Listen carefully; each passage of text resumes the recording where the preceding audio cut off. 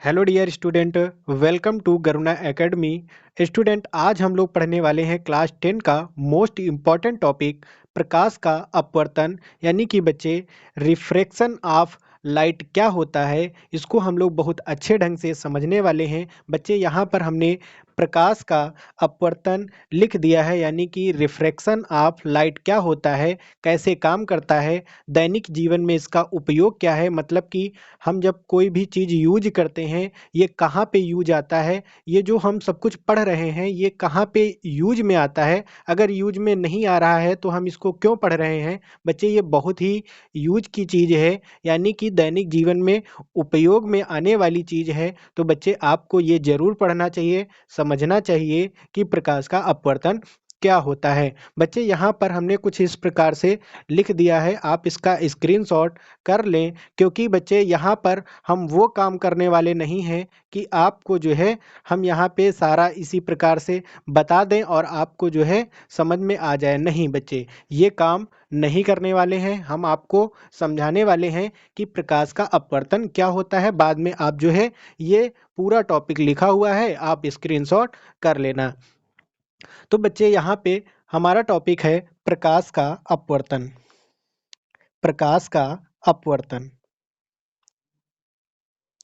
तो बच्चे, हम समझते हैं कि प्रकाश का अपवर्तन होता क्या है। तो बच्चे, यहाँ पर प्रकाश का अपवर्तन यानी कि रिफ्रैक्शन ऑफ लाइट होने के लिए हमको दो माध्यमों की आवश्यकता पड़ेगी। अब आप लोग सोच रहे होंगे कि दो माध्यम मतलब क्या है। दो माध्यम का मतलब बच्चे हमारा ये है कि जैसे हम लोग वायु में रहते हैं और हम किसी तालाब के पास खड़े हैं, तो तालाब में क्या होगा, जल भरा हुआ है। तो हम ऊपर खड़े हैं यानी कि वायु में खड़े हैं, तो वो हो गया हमारा पहला माध्यम। और जो हमारा तालाब है वो हो गया हमारा दूसरा माध्यम। अब हम इसमें एक काम करेंगे। अब हम जो है क्या करेंगे, एक टार्च लेके हम तालाब के पास गए हैं। अब बच्चे, आपको ये समझना पड़ेगा कि जो तालाब का पानी हो वो बिल्कुल साफ होना चाहिए, तभी आपको रिफ्रैक्शन ऑफ लाइट दिखेगा। गंदे पानी में आपको बिल्कुल भी रिफ्रैक्शन ऑफ लाइट नहीं दिखेगा। तो बच्चे, हम क्या करेंगे, हम तालाब के पास खड़े हैं और एक जो है एक्सपेरिमेंट करने वाले हैं। तो बच्चे, हम क्या करेंगे, ध्यान देना आप।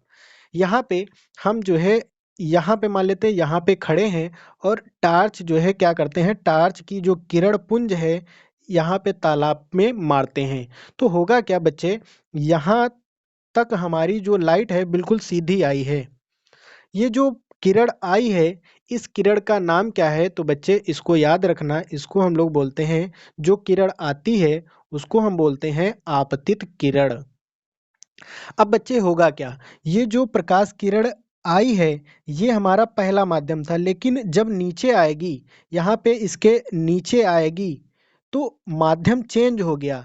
अगर माध्यम आपका चेंज हुआ यानी कि ये माध्यम बदला, तो क्या होगा, ये जो लाइट है ये आपकी इस प्रकार से बच्चे सीधी कतई नहीं जाएगी। ये सीधी क्यों नहीं जाएगी, क्योंकि बच्चे आपका जो वायु का माध्यम था वो आपका माध्यम विरल था। मतलब कि इसके जो कण थे वो बहुत दूर दूर थे, लेकिन जल के जो कण हैं वो बहुत सघन हैं। सघन का मतलब बच्चे बहुत पास पास हैं। तो किरण जो है तुम्हारी सीधी नहीं जाएगी, यहाँ पे किरण जो है तुम्हारी कुछ अभिलंब की ओर झुक जाएगी।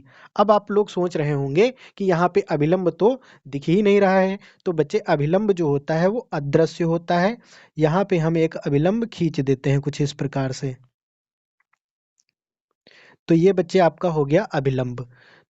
यहाँ पे इसका नाम होता है, जो लंब होता है उसको बोलते हैं अभिलंब। और ये जो किरण आई थी उसको हमने बोला आपतित किरण।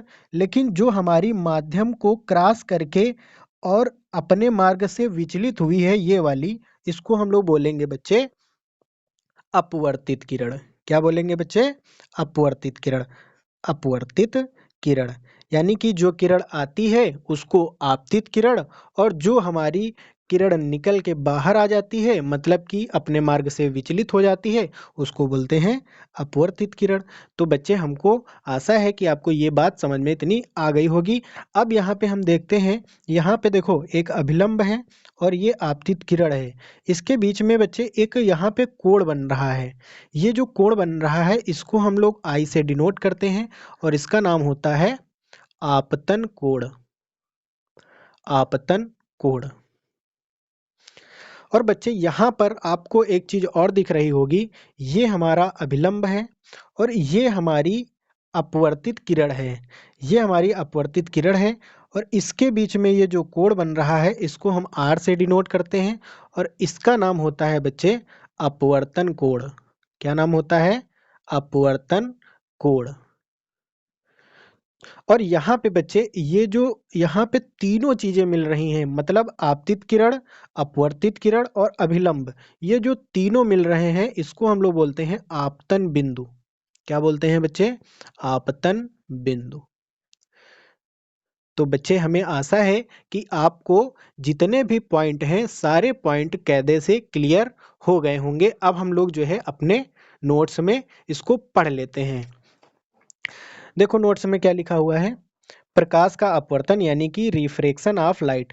जब कोई प्रकाश किरण किसी पारदर्शी माध्यम में, अब पारदर्शी माध्यम कोई भी हो सकता है बच्चे, वो या तो जल हो सकता है या फिर कांच हो सकता है। पारदर्शी माध्यम में एक माध्यम से दूसरे माध्यम में जाती है तो वह अपने मार्ग से विचलित हो जाती है। जैसा कि आपने बच्चे देखा भी, यहाँ पे क्या हुआ था? अपने मार्ग से विचलित हो गई, सीधी नहीं गई थी, वो विचलित हो गई थी। तो प्रकाश की यह घटना प्रकाश का अपवर्तन कहलाती है। अब यहाँ पे बच्चे, आपको एक बात पता होनी चाहिए कि इसमें जो कंडीशन बनती हैं वो दो कंडीशन बन सकती हैं। मतलब कहने का क्या है? मतलब हमारा ये है कि अगर आप जो है विरल माध्यम से किरण को डालेंगे तो जो प्रकाश किरण होगी वो अभिलंब की ओर झुकेगी। यहाँ पे हमने देखो ये किरण डाली है और ये किसकी ओर झुकी है? तो ये अभिलंब की ओर झुकी है। यहाँ पे बच्चे ये क्या है? ये जो तुम्हारा इस प्रकार से लंब के टाइप में दिख रहा है ये आपका अभिलंब है। क्या है बच्चे? अभिलंब। और ये किरण जो है किस ओर झुकी है? ये सीधी नहीं गई है, ये हमारी अभिलंब की ओर झुक गई है। अब बच्चे यहाँ पे सेकंड कंडीशन देखते हैं कि सेकंड कंडीशन क्या है। बच्चे, अगर हम थोड़ा सा चेंज करें, क्या चेंज करें? अगर हम अपना माध्यम ऊपर वाला सघन कर दें और नीचे वाला विरल कर दें तो होगा क्या? हमारी आपतित किरण जो होगी वो जब अपना माध्यम बदलेगी, मतलब कि सघन माध्यम से विरल में जाएगी, सघन माध्यम से विरल में जाएगी तो क्या होगा? अभिलंब से दूर हटेगी। अगर सघन में गई तो अभिलंब की ओर झुकेगी, लेकिन अगर विरल में गई तो अभिलंब से दूर हटेगी। तो बच्चे, आपको ये कायदे से याद रखना है क्योंकि ये इंपॉर्टेंट पॉइंट होता है। अब यहाँ पे बच्चे पॉइंट लिखा भी है। क्या लिखा है?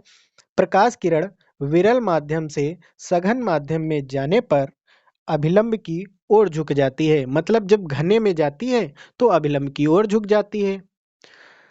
जब प्रकाश किरण सघन माध्यम से विरल माध्यम में जाने पर अभिलंब से दूर हट जाती है। मतलब क्या है? अगर आप सघन से डालेंगे और वो विरल में जाएगी तो अभिलंब से दूर हटेगी। देखो अभिलंब से क्या हुई है? दूर हटी है।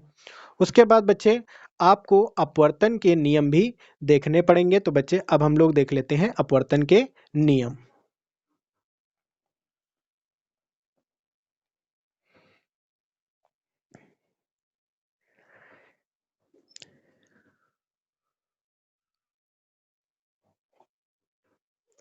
अब बच्चे, हम समझ लेते हैं कि हमारे अपवर्तन के नियम क्या हैं, यानी कि लॉ ऑफ रिफ्रैक्शन। तो बच्चे, पहला हमारा क्या है?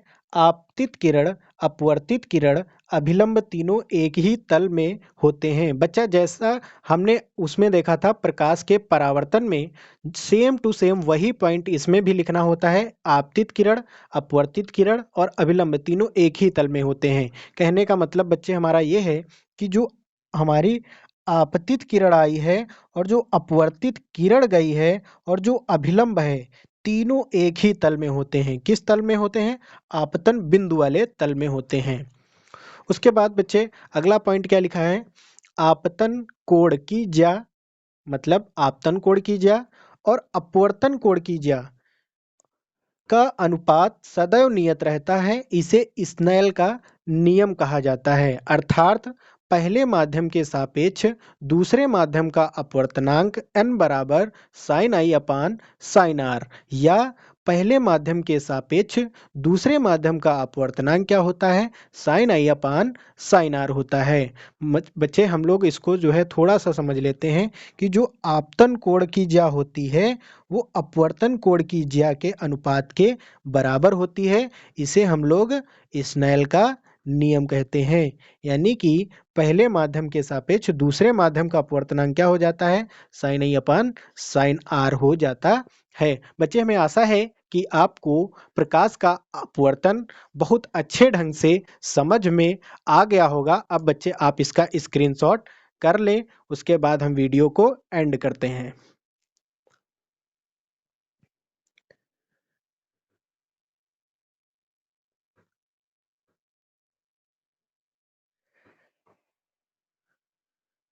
बच्चे हमें आशा है कि आपको ये वीडियो बहुत अच्छे ढंग से समझ में आया होगा। बच्चे अगर आपको ये वीडियो समझ में आया है तो वीडियो को बच्चे अधिक से अधिक लाइक करें, अपने फ्रेंडों को शेयर करें, ताकि आपके फ्रेंड को भी जो है इसका बेनिफिट मिल सके। और चैनल को बच्चे सब्सक्राइब जरूर कर लें, ताकि आपको लगातार इसी प्रकार का कंटेंट मिलता रहे और आपकी बेहतरीन तैयारी 22 फरवरी तक बहुत अच्छे ढंग से, इतने अच्छे ढंग से हो जाए कि आपको साइंस में कोई भी प्रॉब्लम ना हो। और बच्चे अगर आपको मैथ भी पढ़ना है तो बच्चे आप कमेंट करना। मैथ के जितने भी इम्पोर्टेंट प्रश्न हैं, सारे इम्पोर्टेंट प्रश्न हम जो है वीडियो बना के आपको प्रोवाइड कर देंगे। बच्चे अगर आपको ये वीडियो अच्छी लगी है, लाइक करें, शेयर करें, सब्सक्राइब करें। हम लोग मिलते हैं किसी और वीडियो में। तब तक के लिए जय हिंद, वंदे मातरम।